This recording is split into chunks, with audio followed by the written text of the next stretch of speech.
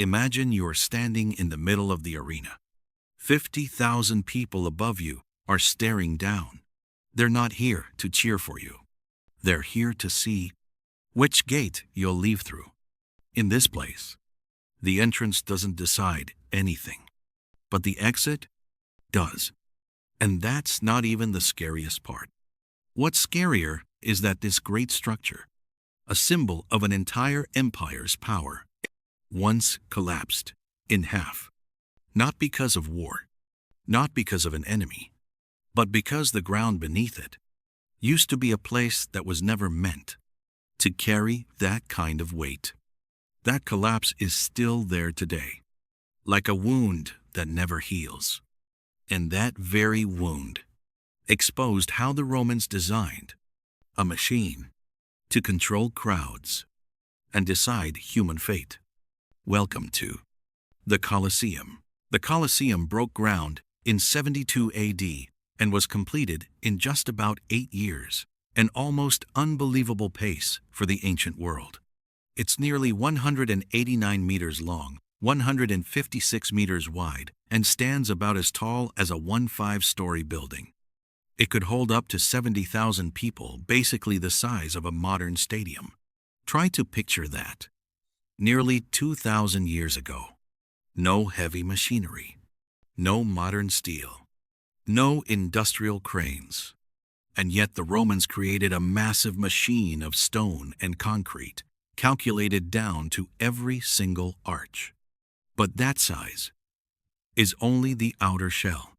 What matters is how it operates, how it guides the crowd, hides secrets beneath the arena floor, and lets the ground itself decide its fate. And now, let's explore the fascinating truths about the Colosseum, the machine that swallowed 50,000 people. If you stand outside the Colosseum, you'll see those arches repeating all the way around the structure. But they weren't built for Instagram photos. They were the crowd control system. More than 80 entrances surround the arena. Each entrance is numbered. Each spectator has their own route. The corridors are designed in circular and radial patterns, so tens of thousands of people can reach their seats in just minutes. Today, if a stadium traps people in a human traffic jam for an hour after a championship, we'd call that an organizational crisis. The Romans solved that problem. Before the world had structural steel, before loudspeakers, and definitely before security teams in neon reflective vests, they turned stone and concrete into a system that ran as smoothly as a navigation app. The 80 AD version.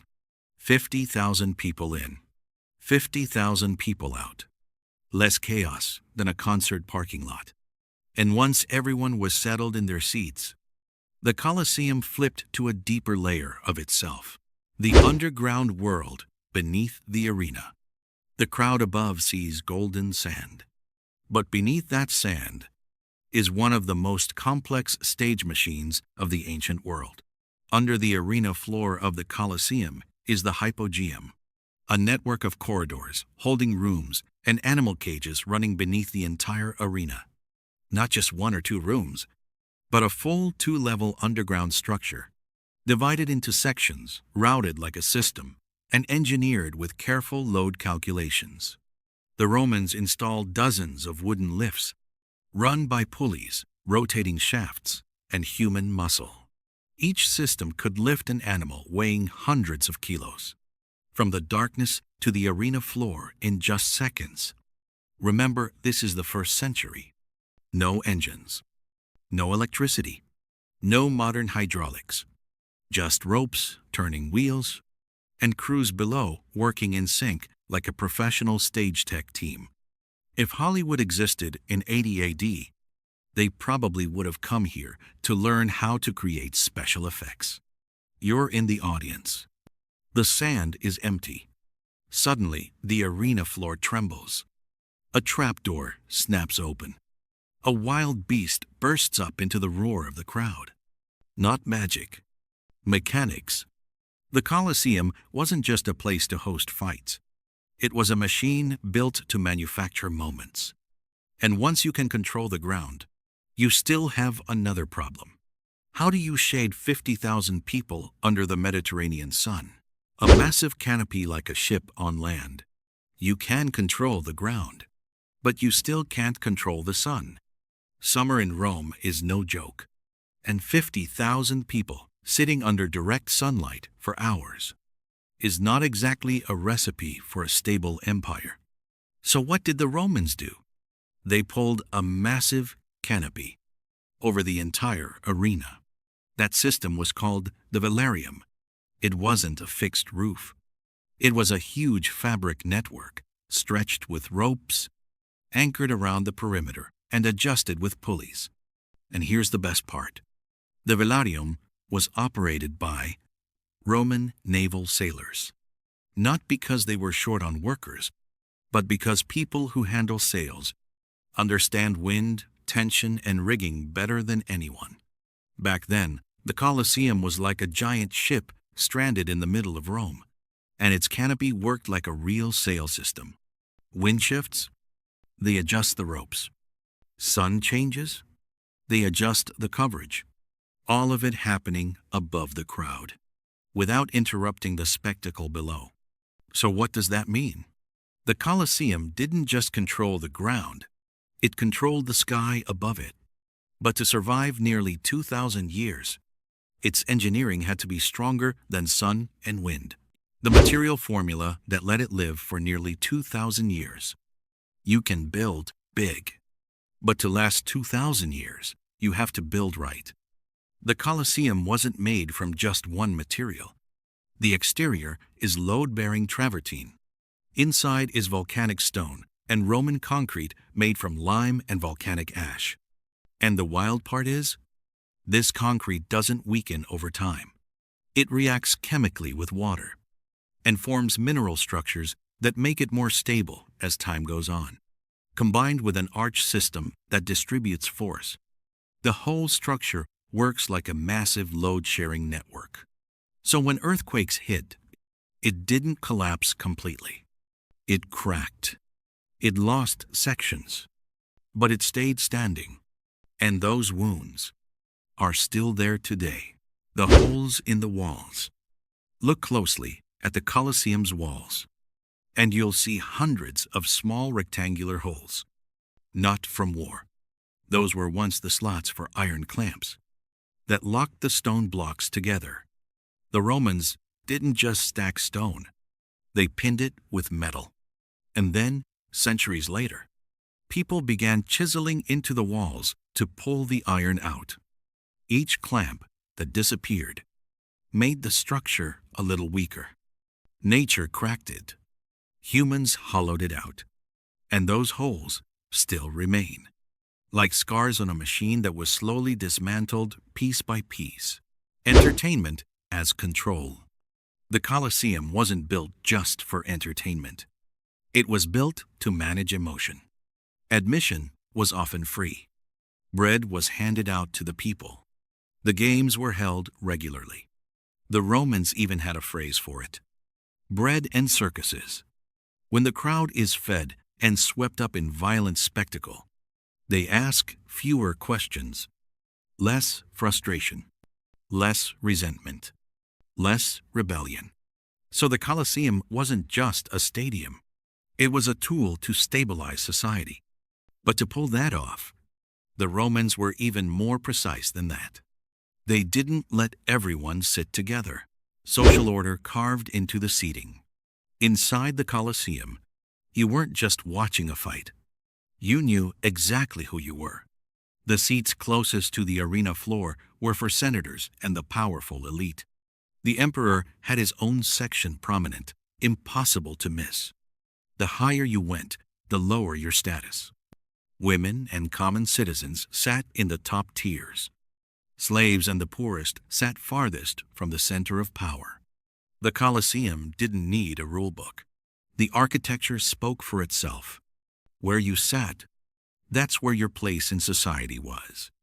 This arena didn't just draw a line between life and death. It drew a line between social classes, right in front of 50,000 people. And inside that system, there were gates with even more meaning than any seat. The gates that decided fate. Inside the Colosseum, not every gate was the same. There was an entrance for the procession, where gladiators walked out to applause. And there was another gate, for the people who wouldn't be coming back. That gate was called the Porta Libitinaria, named after the Roman goddess of funerals. If you left through that gate, the crowd above already knew what had just happened. Architecture here didn't just guide traffic. It told a story of life and death. You enter with honor. You might leave in glory, or you don't. And when a person's fate is decided by a doorway, the Colosseum stops being just an engineering masterpiece. It becomes the symbol of something even bigger. The numbers in the stone. When people step into the Colosseum, most visitors only look up at the massive arches. But if you look closely at the corridors and seating steps, you'll see symbols and numbers carved directly into the stone. That's not ancient graffiti. That's the seat navigation system. Each ticket matched a gate. Each gate led to a section. Each section had clearly marked rows. The Romans figured out how to move tens of thousands of people by literally carving the directions into the building. No digital signs, no loudspeakers, just stone and logic. The Colosseum wasn't built only to impress. It was built to run smoothly down to the tiniest detail. But there's one more detail that most people only notice when they look up at the missing half. The Colosseum is famous because it's missing half. Here's a very Rome kind of paradox. One of the most famous landmarks on Earth is famous because it isn't whole. Today, the Colosseum looks like someone took a bite out of a donut. But the strange thing is, the more missing it is, the more it haunts you.